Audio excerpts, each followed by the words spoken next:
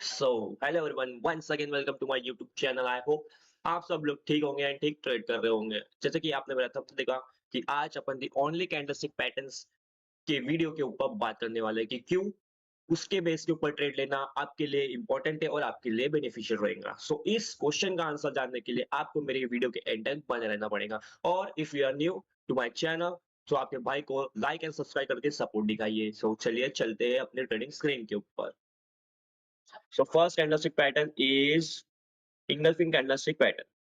So I will give you some intro of engulfing candlestick pattern. So आपको एक view और एक image बैठ जाए आपके माइंड में कि वो engulfing candlestick pattern फॉर्म कैसे होती है और दिखती कैसी है। तो सपोज एक एक छोटी कैंडल है, ठीक है?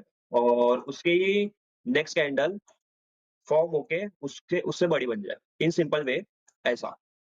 So what is mean by this कि एक समझ लो ये 4 आवर का सेशन है, तो 4 आवर की एक कैंडल है, सो ये क्या हुई सपोज़ सपोज़ रेड क्लोज़ हुई और उसकी नेक्स्ट कैंडल ग्रीन हुई विथ स्ट्रॉन्ग मोमेंटम और उसको इंगल्फ कर दिया। सो उसी को बोलते हैं अपन engulfing candlestick pattern.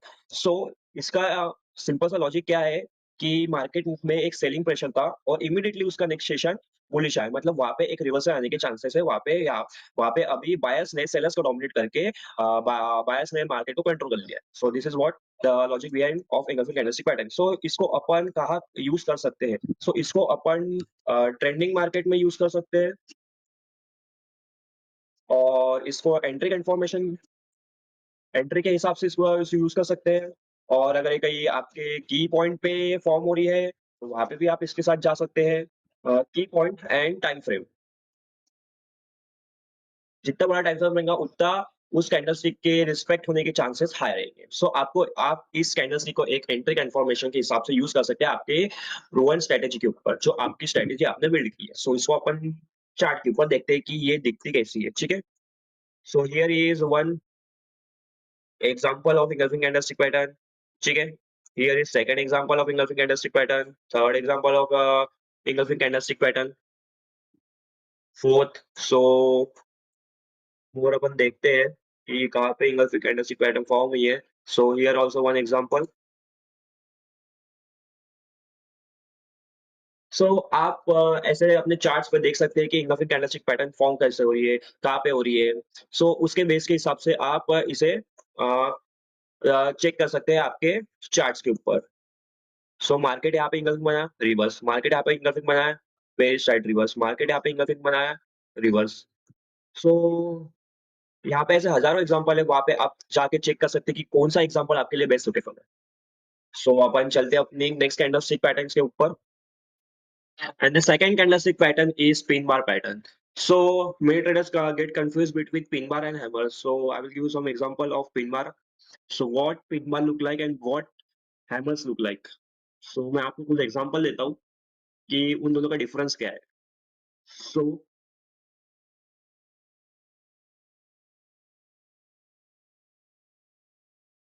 so just a minute. So this is a pin bar. This is a pin bar candlestick pattern.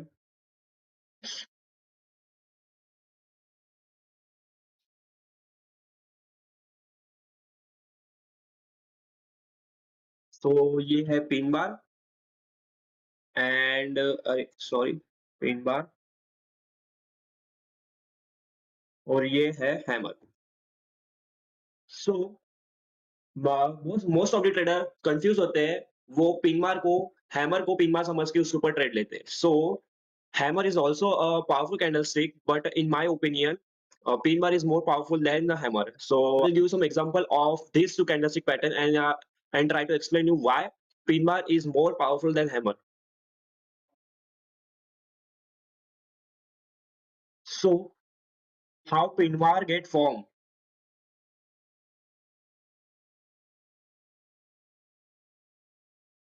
So here is the opening.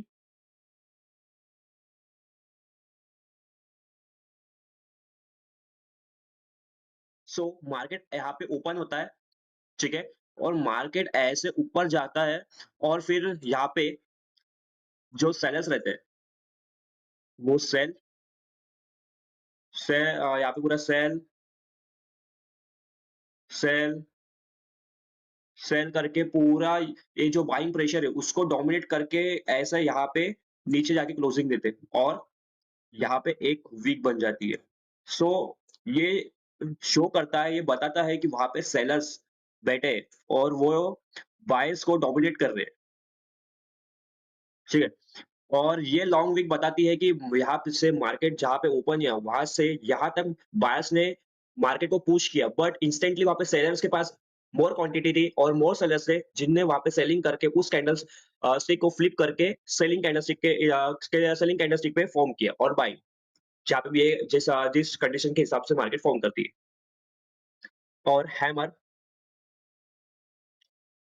Hammer has a small wick मतलब hammer में एक छोटी Wick रहती है और ऐसे ही body close होती है।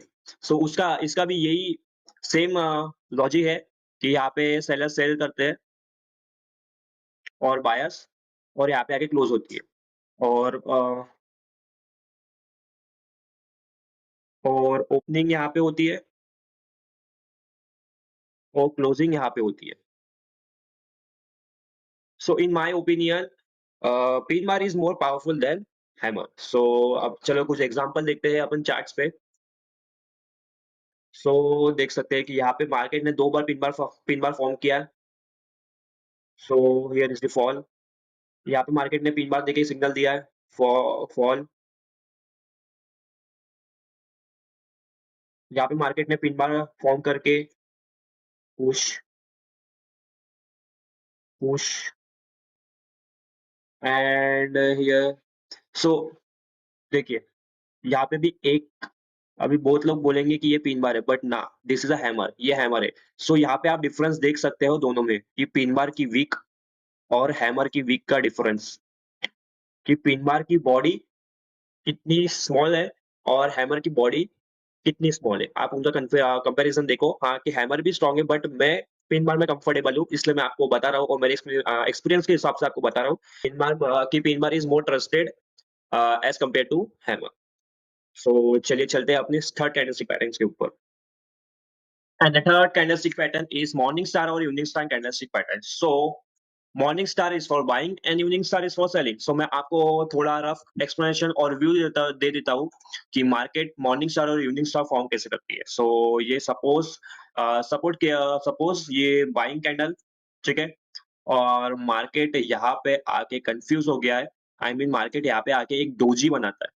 What is mean by doji कि मार्केट यहाँ पे ओपन हुआ, मार्केट यहाँ ओपन हुआ, ऊपर गया, नीचे आया और जहाँ ओपन हुआ वहाँ पे ही आके मार्केट क्लोज़ किया और उसकी next candle market this 2 previous candle को इंगल्फ करके क्लोज़ करती है। दिस इज़ सपोज़ यहाँ पे रेड क्लोज़ हुई, तो मार्केट यहाँ पे सपोज़ बाइंग में था और यहाँ पे मार्केट में सपोज़ एक अपने स्ट्रॉन्ग रेजिस्टेंस पॉइंट के पास आके मार्केट ऐसी कैंडल फॉर्म की मतलब ये buying, doji and selling. This mean यहाँ पे सेलर्स की विन हुई है मतलब यहाँ पे सेलर विन हुए और सेलर्स ने मार्केट को डोमिनेट कर लिया है, तो यहाँ पे हाई चांसेस है कि मार्केट यहाँ से ड्रॉप करे। सो ये हो गया इवनिंग स्टार और अभी मॉर्निंग स्टार का देखते हैं अपन एग्ज़ाम्पल।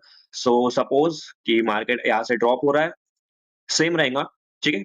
दोनों का एक्सप्लेनेशन यहाँ पे व्यू आई मीन डोजी और दोनों कैंडल को मार्केट ने सिंगल कैंडल में एंगल्फ कर लिया। मतलब ये 2 सेशन थे वो ये सेशन था सेलिंग का, यहाँ पे कन्फ्यूजन था और इमीडिएटली मार्केट यहाँ पे बायर्स ने सेलर्स को डोमिनेट कर लिया, ठीक है? और सपोज़ ये एक वीकली रेजिस्टेंट यहाँ पे आके मार्केट ने ऐसे कैंडल फॉर्म की 4 आवर में, सो यहाँ पे आप प्रोबेबिलिटी हाई रहेंगी कि यहाँ से मार्केट रिवर्स होके बाइंग में जा सकता है। सो चलिए देखते हैं अपन अपने चार्ट्स के ऊपर। सो ये कैंडल दिखती कैसी है? सो यहाँ पे प्योरली पिक्चर परफेक्ट ये एक एग्जांपल है मॉर्निंग स्टार का and here also one example of morning star, ठीक है? बट बट सुनिए, ये परफेक्ट पिक्चर एग्जांपल एग्जांपल नहीं है, ठीक है? हर बार मार्केट पिक्चर परफेक्ट एग्जांपल देंगे और फॉर्म करेंगे, ऐसा कुछ नहीं रहता है, ठीक है? आपको बता देते हैं लोग कि ऐसे कैंडलस्टिक फॉर्म हुए तभी लो, बट मैं आपको इन डिटेल बता रहा हूँ कि ऐसा नहीं रहता है। सो मैं आपको यहाँ पे ब्रेक डाउन करके बताता हूँ इसका लॉजिक। सो यहाँ पे था मार्केट में सेलिंग प्रेशर, ठीक है था? फिर मार्केट यहाँ पे हुआ कन्फ्यूज्ड आई मीन मा मा बायर और सेलर्स की यहाँ पे हुई है फाइट, ठीक है? और फाइट जीती बायस में, बट यहाँ पे बायस नहीं थे, ठीक है? अगर मार्केट में बायस कम होते, तो यहाँ पे मार्केट यहाँ पे सेलिंग कैंडल बताता, नहीं तो यहाँ पे ऐसी स्मॉल कैंडल होती। उसकी थर्ड कैंडल आल्सो बाइंग। सो ये अपने को एक इंडिकेशन बताते हैं कि यहाँ पे बायर्स आ रहे हैं धीरे-धीरे करके एज़ कंपेयर टू सेलर्स। और यहाँ पे भी आप देख सकते हो सेम एग्जांपल, ठीक है, डोजी सेलिंग, शार्प सेलिंग। अगर आप सपोज यहाँ पे ट्रेड लेते हो, ठीक है, हाई का एसएल, सो आपको इजीली 2:2 का रिस्क टू रिवॉर्ड मिल जाएगा। सो आप मेरी वीडियो के एंड तक बने हो, तो मैं आपको एक टिप दूँगा कि आप बड़े ज़ोन टाइम फ्रेम के ऊपर ध्यान दो एज़ कंपेयर टू लोअर, क्योंकि हाई टाइम फ्रेम मोर रिस्पेक्टेड रहता है एज़ कंपेयर टू स्मॉलर। सो आपके हाई टाइम फ्रेम में क्या आएगा डेली, 4 आवर एंड वीकली। अगर आप इन तीनों को एनालिसिस करके अगर आप ट्रेड लोगे, सो आपके ट्रेड की एक्यूरेसी 60 टू 70% बढ़ जाएगी, ठीक है? सो आपकी ट्रेडिंग स्ट्रैटेजी प्रूवन रहेंगी, आई मीन मोर प्रॉफिटेबल रहेंगी। अभी जितनी है उससे ज़्यादा और प्रॉफिटेबल बनेंगे अगर आप इन तीनों टाइम फ्रेम पे एनालिसिस करके अपने ट्रेड ले रहे हो। सो this is it. So stay tuned for next video. Thank you. और लाइक एंड सब्सक्राइब करके अपने भाई के चैनल को सपोर्ट करना इज़ इम्पोर्टेंट, मतलब इम्पोर्टेंट ही है। सो चलिए मिलते हैं नेक्स्ट वीडियो में। तब तक के लिए बाय।